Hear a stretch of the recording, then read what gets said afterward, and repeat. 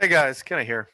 Today I thought I'd go ahead and start you off with this quote that I got from Theodore Roosevelt.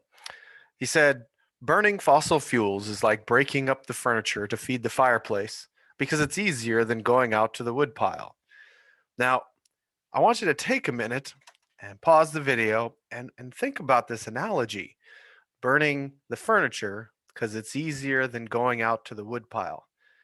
Now, also, I want you to think about how things have changed with regards to fossil fuel use since Teddy Roosevelt was president, 1901 to 1909. Okay, so pause the video here and think about it. Okay, so hopefully you have an idea from Teddy Roosevelt's quote here. The the important role that fossil fuels play in our economy, in our global culture, they're super important. And because of this, we are constantly looking for more, but our traditional oil reserves are in decline. And so we're looking for new ways to get to oil in particular. And one of the leading ones that we're seeing explored now, although the net energy is really pretty high, is fracking. And so today we want to go ahead and take a look at fracking. Here are our essential questions. Number one, how does fracking work? And number two, what are some of the fracking related environmental concerns? Now, first of all, let's go ahead and take a look at fracking itself. So, shales, which are those types of rocks that we saw in our previous videos, have pretty low permeability. And so, to extract the oil or methane gas, it's necessary to create artificial fractures. Wells are drilled to thousands of feet deep and then drilled horizontally along the shale bed. High pressure fluids and sands are then injected hydraulically into that layer of material, into that shale, and fractures it to release the trapped oil or methane gas, thus fracking. And then it sends it back up through a tube to the surface. Okay, so I have a little video that's going to help explain this to you. So go ahead and watch this, and then we'll talk a little bit more about it. What is hydraulic fracturing, or fracking? Since the Industrial Revolution, our energy consumption has risen unceasingly. The majority of this energy consumption is supplied by fossil fuels like coal or natural gas. Recently, there's been a lot of talk about a controversial method of extracting natural gas: hydraulic fracturing, or fracking. Put simply, fracking describes the recovery of natural gas from deep layers inside the earth. In this method, porous rock is fractured by the use of water, sand, and chemicals in order to release the enclosed natural gas. The technique of fracking has been known since the 1940s. Nonetheless, only in the last 10 years has there been quite a fracking boom, especially in the USA. This is because most conventional natural gas sources in America and on the European continent have been exhausted. Thus, prices for natural gas and other fuels are rising steadily. Significantly more complicated and expensive methods, like fracking, have now become attractive and profitable. In the meantime, fracking has already been used more than 1 million times in the USA alone.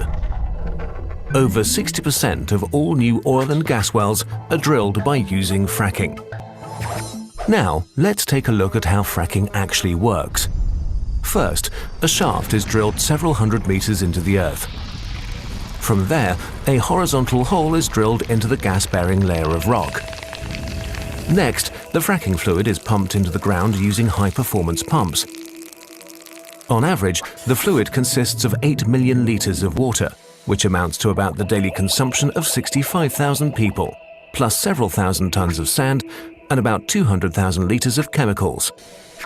The mixture penetrates into the rock layer and produces innumerable tiny cracks. The sand prevents the cracks from closing again. The chemicals perform various tasks. Among other things, they compress the water, kill off bacteria, or dissolve minerals. Next, the majority of the fracking fluid is pumped out again. And now the natural gas can be recovered. As soon as the gas source is exhausted, the drill hole is sealed. As a rule, the fracking fluid is pumped back into deep underground layers and sealed in there. However, fracking is also associated with several considerable risks. The primary risk consists in the contamination of drinking water sources. Fracking not only consumes large quantities of fresh water, but in addition the water is subsequently contaminated and is highly toxic. The contamination is so severe that the water cannot even be cleaned in a treatment plant. Even though the danger is known and theoretically could be managed, in the USA already sources have been contaminated due to negligence. No one yet knows how the enclosed water will behave in the future, since there have not yet been any long-term studies on the subject.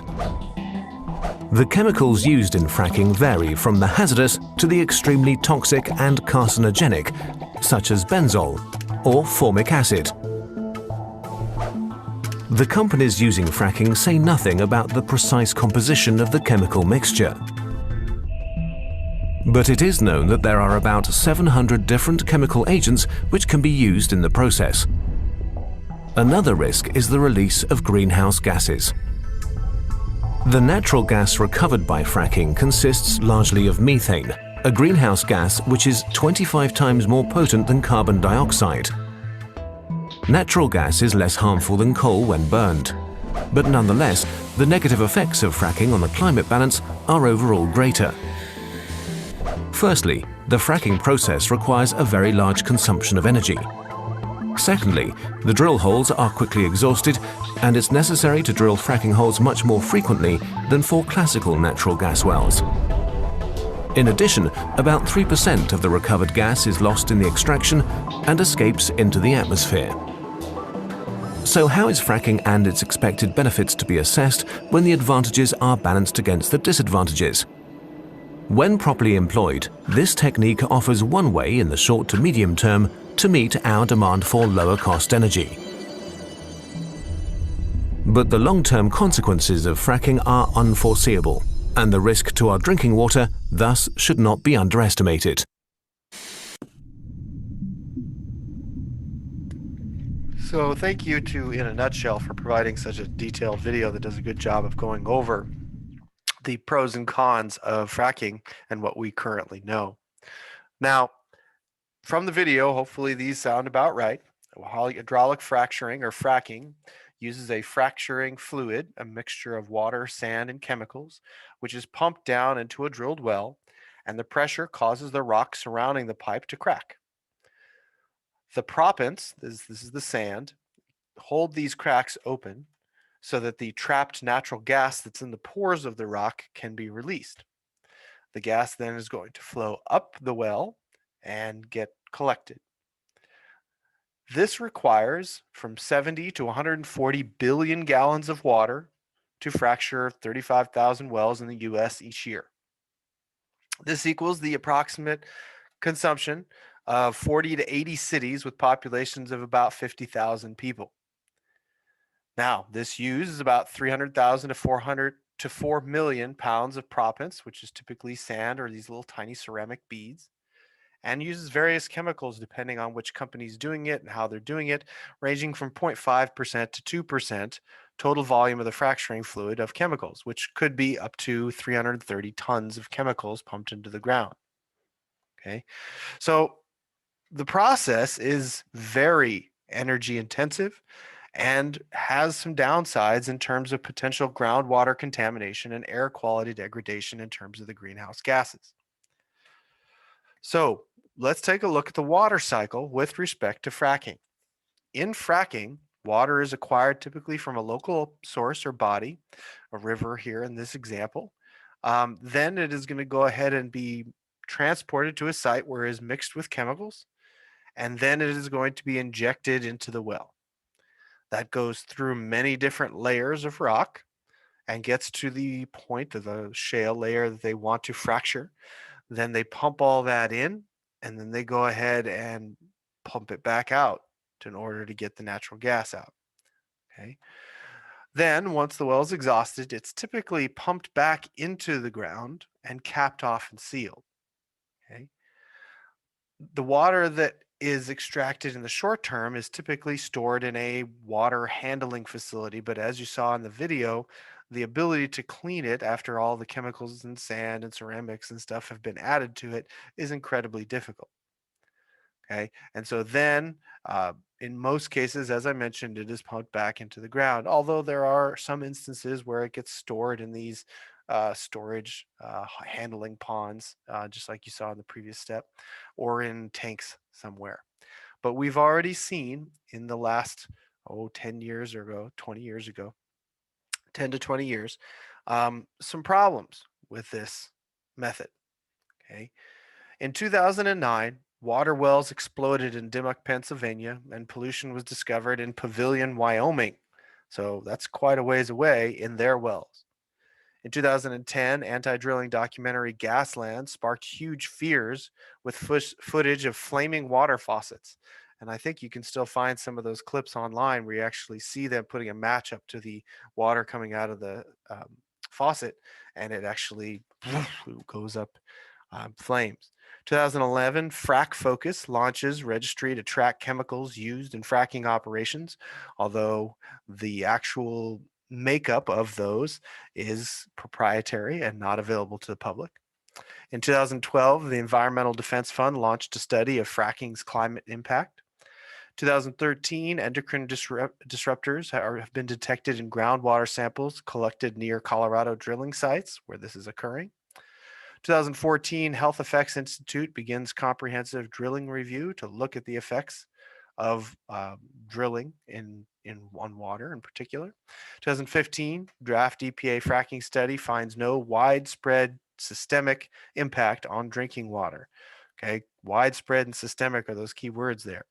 And so the EPA drops the widespread and systemic language as the US Geological Survey finds a definitive link between waste disposal of these fracking sites and pollution. But in 2017, the Trump administration walked back these regulations that were meant to curb fracking's climate and air impacts, making it easier, cheaper, and less potential penalties for those that are doing the fracking. And so you may be asking yourself, what the frack? Okay, so let's sit down, take a step back, and take a look at the pros and cons of fracking. Now, I would encourage you to go ahead and do this yourself. Think about all the pros and cons you can come up with before we go over them here.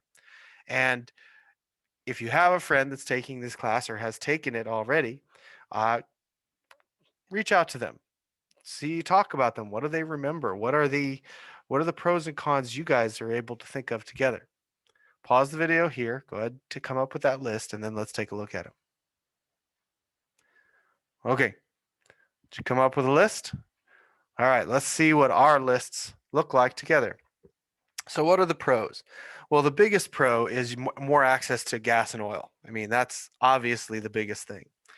Uh, Lower taxes when you start looking at this versus several other energy production methods.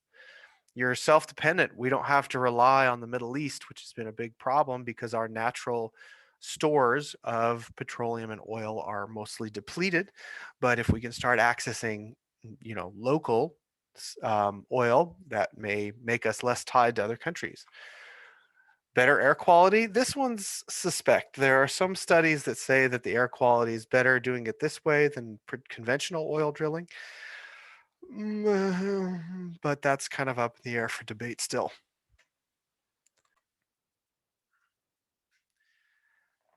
Next one, reduce dependency on foreign oil. Again, if we can be self-dependent, it doesn't have to travel as far.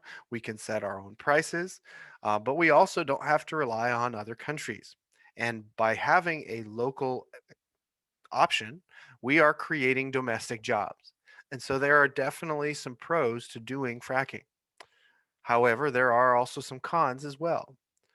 First, less focus on renewable energy. If we're investing money in fracking, we're not going to be investing money in solar or hydroelectric or geothermal or any of these other renewable resources, wind, right? Number two, we have seen already an increase in water pollution because of fracking. Do the risks outweigh the costs?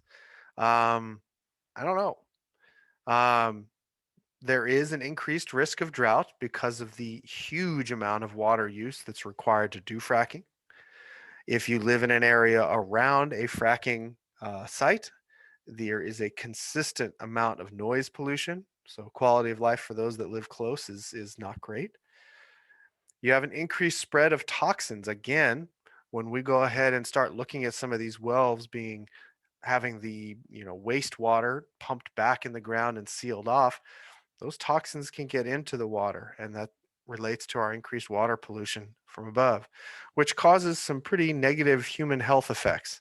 When we start thinking about people consuming some of those chemicals, which, as you saw in the video, can be deadly and cause cancer, there are concerns.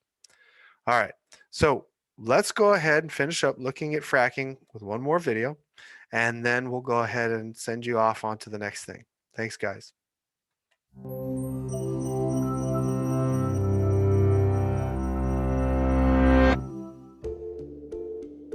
Deep underground lie stores of once inaccessible natural gas. This gas was likely formed over millions of years as layers of decaying organisms were exposed to intense heat and pressure under the Earth's crust. There's a technology called hydraulic fracturing, or fracking, that can extract this natural gas, potentially powering us for decades to come. So how does fracking work, and why is it a source of such heated controversy? A fracking site can be anywhere with natural gas, from a remote desert to several hundred feet from your backyard. It starts out with a long vertical hole, known as a well bore, drilled down through layers of sediment. When the well reaches 2,500 to 3,000 meters, it's at its kickoff point, where it can begin the process of horizontal drilling. It turns 90 degrees and extends horizontally for about 1.5 kilometers through a compressed black layer called the shale rock formation. A specialized perforating gun is then lowered and fired, creating a series of small inch-long holes that burst through the well's casing into the rock layer. About 3 to 4 months after the initial drilling, the well is ready for fracking to begin. Fracking fluid is pumped down into the well at a pressure so high it cracks the shale rock, creating fractures through which the trapped gas and oil can escape. The fluid itself is more than 90% water. The rest is made up of concentrated chemical additives. These vary depending on the specific characteristics of the fracking site, but usually fall into 3 categories: acids for clearing debris and dissolving minerals, friction-reducing compounds to create a slippery form of water known as slick water, and disinfectant to prevent bacteria growth. Sand or clay is also mixed into the water to prop open the fissures so the gas and oil can keep leaking out even after the pressure is released. It's estimated that all of fracking's intense pumping and flushing uses an average of 3 to 6 million gallons of water per well. That's actually not a lot compared to agriculture, power plants, or even golf course maintenance, but it can have a notable impact on local water supply. And disposing of used fracking water is also an issue. Along with the trapped gas that's pumped up to the surface, millions of gallons of flowback liquid come gushing up. This liquid, containing contaminants like radioactive material, salts, heavy metals, and hydrocarbons, needs to be stored and disposed of. That's usually done in pits on site, in deep wells, or off-site at water treatment facilities. Another option is to recycle the flowback liquid, but the recycling process can actually increase levels of contamination since the water is more toxic with each use. Wells are typically encased in steel and cement to prevent contaminants from leaking into groundwater, but any negligence or fracking-related accidents can have devastating effects. Fracturing directly into underground water, hazardous underground seepage and leakage, and inadequate treatment and disposal of highly toxic wastewater can potentially contaminate drinking water around a fracking site. There's also concern about the threat of earthquakes and damaged infrastructure from pressure and wastewater injection. Links between fracking and increased seismic activity leave unresolved questions about long-term pressure imbalances that might be happening deep beneath our feet. Fracking's biggest controversy, though, is happening above the ground. The general consensus is that burning natural gas is better for the environment than burning coal, since the gas collected from fracking emits only half the carbon dioxide as coal per unit of energy. The pollution caused by the fracking itself, though, isn't negligible. Methane that leaks out during the drilling and pumping process is many times more potent than carbon dioxide as a greenhouse gas. Some scientists argue that methane eventually dissipates, so has a relatively low long-term impact. But a greater question hangs in the air. Does fracking take time, money, and research away from the development of cleaner, renewable energy sources? Natural gas is non-renewable, and the short-run economic interests supporting fracking may fall short in the face of global climate change. Experts are still examining fracking's overarching effects. Although modern fracking has been around since the 1940s, it's boomed in the last few decades as other sources of natural gas decrease, the costs of non-renewable energies rise, and cutting-edge technologies make it so accessible. But many countries and regions have already banned fracking in response to environmental concerns. It's undeniable that fracking has reshaped the energy landscape around the world. But for what long-term benefit, and at what cost?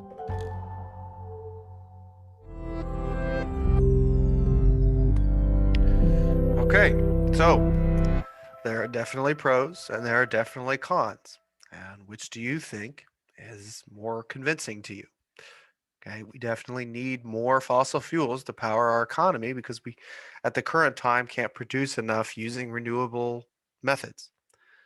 Okay, provide jobs. We go ahead and start looking at uh, the income that provides our economy, and we're not as connected to foreign oil. Those are a lot of good things.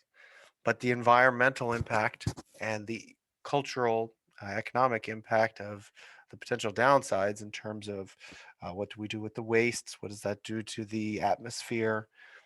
Can't be ignored either. Okay. So I hope you guys will think about all those things. Stay safe, stay healthy, and I'll talk to you soon. So long.